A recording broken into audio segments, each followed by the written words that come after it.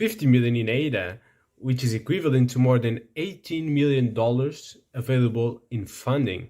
Yes, Project Catalyst Fund 11 has just started, and everyone can come and apply with a proposal in order to get some funding to make their ideas come to life.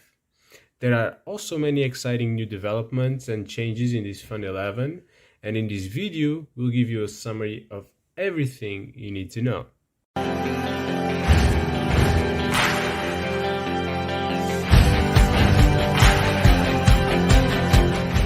So let's start with taking a look at what is Project Catalyst. Project Catalyst is a decentralized funding on Cardano that funds projects, new ideas and makes them come to life, basically. And I think if you want to learn more about Project Catalyst, I've done plenty of videos on it, and I have some really good videos explaining it, so you can take a look here above to check them out. But now let's focus a little bit here on Fund 11 more specifically, and I think it's important to start with the Fund 11 timeline, because this is a very time sensitive event and you need to be aware of the times, aware when things are happening, to take the necessary action to make the most out of these funds in the several different roles that you can play. And to start with, we have just the general timeline, where the fund was actually announced on the Cardano Summit on November the 3rd. Then on November 15, we had the actual fund launch, that is today while I'm recording this video. And now from November 16 to November 30, from 11 a.m. UTC and until 11 a.m. UTC, it's the proposal submission stage, where you're actually going to idea scale that we show in the videos how you can do that. And you can create your proposals. The link for idea scale will also be in the description. And from these dates, it's the time you have to create a proposal and to change it. Okay, from that stage on, after the November 30, the deadline is achieved and the proposals are submitted. Even though the proposal is submitted from 30th of November until December the 7th, you're still able to edit your proposal. You're just not able to submit any more proposals. But after the 7th, the proposal is locked. You cannot do any more changes, and as it is as the population, the Cardano community will see it. Finally, from December 14 to January 25, we'll have the community review stage, where the community will make their reviews on your proposals. And from January 25 to the 8th of February, we'll have the voting period, where people, the Cardano community more exactly, will vote on which proposals they really like. Then the results should come approximately on February 15, and the projects will be actually onboarded in March to start delivering on their proposals. So that's very important. And even if you apply to get funding, it's important to notice that it's milestone based. So you'll actually need to achieve what you say you're going to do in the proposal to get the funding to deliver your project. In terms of timelines, you also need to understand what you're going to want to participate as, in what kind of role, and there are different timelines for each of the roles. Here you have the voters timeline. Okay, we'll dive deeper into this timeline in a video specific for voters. The only thing that I think it's super important that you are aware from here is that voting registration will start on the 23rd of November. We'll make a video about that, so if you want, then please just subscribe to this channel and you'll get notified whenever that video comes out. Subscribe, and of course turn all the notification bells so that YouTube actually warns you. And then you also have the community review timeline, which is also another function on Catalyst, and you can learn more about them in the videos I've told you about. And it's basically the people that are reviewing the proposals and giving their feedback after a thorough evaluation, and both voters and reviewers are paid to do so, so you'll actually be rewarded to do so. And in this case, I think the only important thing to notice as well is the reviewer registration period that is also on the 23rd of November. And we'll do also a video on this, diving deeper into the whole process of being a community reviewer, Of course, here you have also some rewards as you do for voting and for participating, so that's very valuable. And we'll show you how you can be a community reviewer as well, so don't just remember to follow this channel and you'll be taken care of. Coming back to Fund 11 and to the proposal stage that I think is the most important and that you need to be aware of, I think it's really key to understand that in total for the whole Fund 11, there will be 50 million ADA available for projects to get this money to fund their initiatives. But it's also important to notice that Catalyst, as you can see here, is divided on three major categories. One is the Cardano use cases category, then you have the Cardano system improvements, and then you have the Cardano Open. Each of the categories has a different amount of funding, but within these categories, you also have subdivisions. They divide it according to different criteria, I would say, and we'll dive deeper exactly into each of these categories and subcategories so that you know where your project fits in the best. So first we start with Cardano use cases, but the concept stage, and here there's a maximum of 100 ADA that you can request per proposal, and this stage here is for new ideas, new products, new concepts that are not created yet, and that you need to start with design and basic prototyping to demonstrate the purpose and that these concepts are actually possible. Then we have the Cardano use cases but solution. This is the next stage where you actually already have something more than just an idea. You have like a proof of concept, a business model, and you need to demonstrate that you already have that, a small thing. And then the goal of these categories to take your proof of concept to become a project on MVP or on the Cardano testnet for you to test the whole solution in real life. So it's the next step, and here the maximum amount of ADA we can request is 300,000 ADA per proposal. Finally, we have inside the Cardano use cases, we have product. So this is for companies who already have a product but that want to fund improvements, fund new products, fund just their ideas, their innovations overall. This is for larger, more established projects, and here there's a maximum of 750,000 ADA that each proposal is able to request. These categories, I think, were created to make sure that there is a healthy distribution of the funding in Catalyst, and that a lot of new ideas and a lot of new projects that are launching for the first time in a testnet, for example, actually get funded and are able to compete.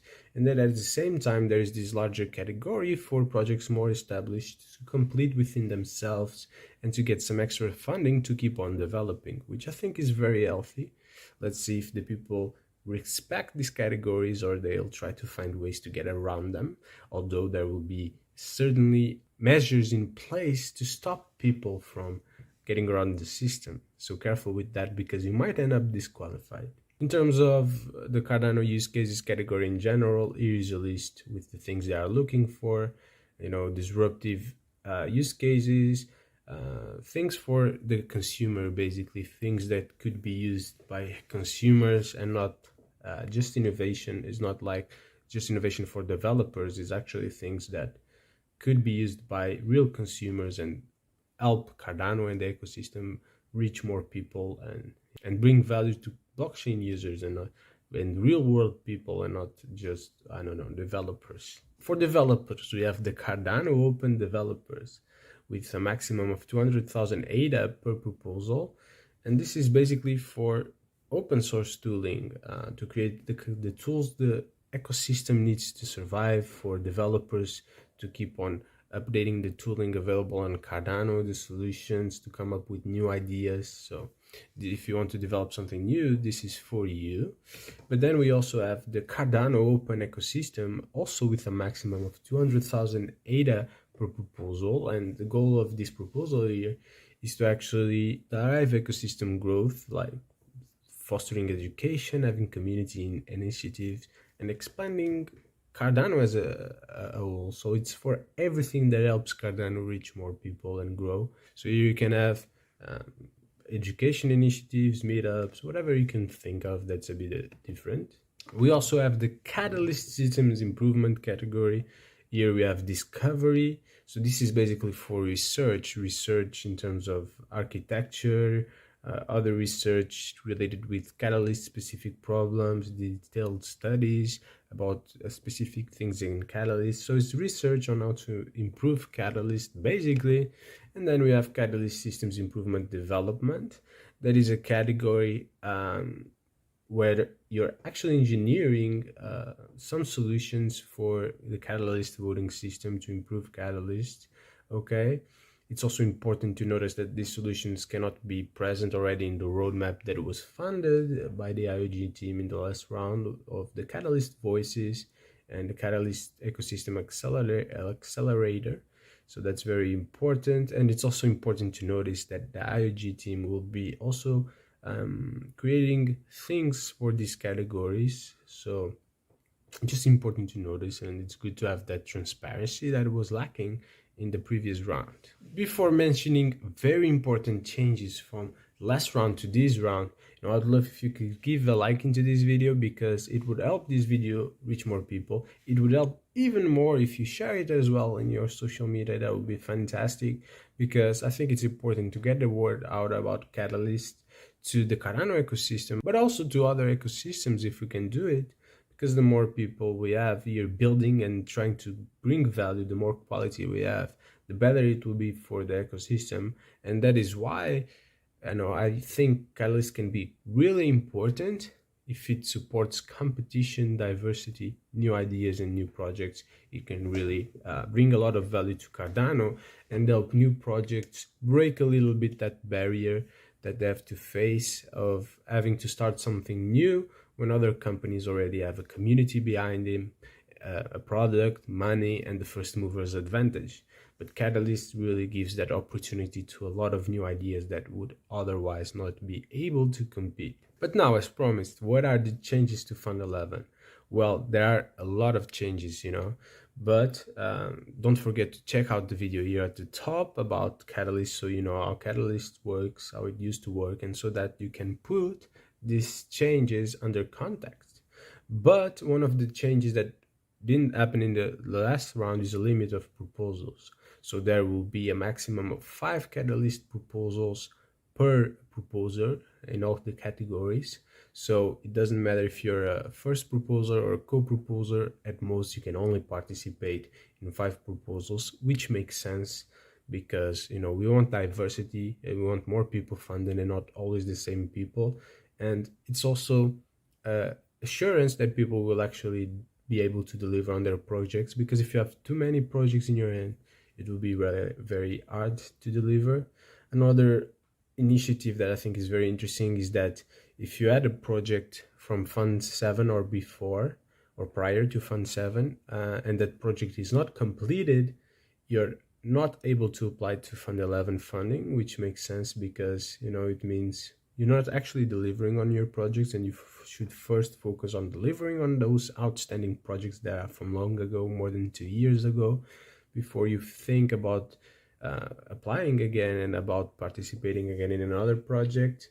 Then the track record rule, which is also very important. If you're funded in Fund 8 or later, so including Fund 10, you need to be showing a good track record and submitting your monthly reports and submitting and keeping the people informed about the progress you're doing in your work. That's very important. It shows that you're engaged. And if you're not engaged and you're not doing your part in your proposals, why are you applying again to extra funding? We need to consider that Catalyst doesn't ask you anything in return for funding. They just want you to get it done. So, of course, I think these rules are very important to increase accountability. Then in terms of leftover logics, there's a change. So the product track in Cardano use cases and Catalyst systems improvements will not go to like the leftovers, the companies that don't get funded, and there's a certain amount left want to go to companies that are big. It will go to grassroots innovations, to new projects that are just starting. And I think that's very important and very intelligent, because it will fund more new projects, and that's great. In terms of voting, downvoting has been removed as well, something that was asked a lot by the community, and I will be able to test and see in practice what is the difference of removing downvoting. I think there's the psychological difference of people coming, new people, and not feeling that they are being completely rejected by the Cardano community, especially because in the last funding round, downvoting was used a lot across almost all proposals and in crazy levels. So, it's interesting to see that removed on that side, but we need to see what would be the effect on the practical side. And if you want to know more about the rules of Project Catalyst, you have your docs.projectcatalyst.io. We'll leave the link in the description for you as well to check the rules, check everything you need to know before applying, if you're thinking about applying and proposing. And if you're thinking about being a voter and a community reviewer, don't forget to subscribe. We'll also make a video on each of those topics to make your life hopefully easier. Project Catalyst is very interesting because besides being a funding mechanism, it's a great experiment in governance. And Cardano is currently developing governance, and it has a very specific roadmap to develop its governance model. And if you want to learn more about this roadmap, you should definitely check out the video next year in the end page. This is the video you should watch next when this one finishes, because it's definitely very interesting, because this roadmap, is pretty fast. There's a lot happening, and if you are not paying attention, you might miss out on some great stuff, some great opportunities to participate more actively. And if you enjoy Cardano, then I think participating on governance will certainly be exciting.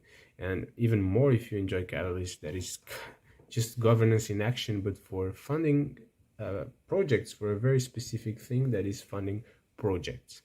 So yeah, on my side, thank you so much for watching. Thank you so much for all your support, and I'll see you in the video about the Cardano roadmap for decentralization.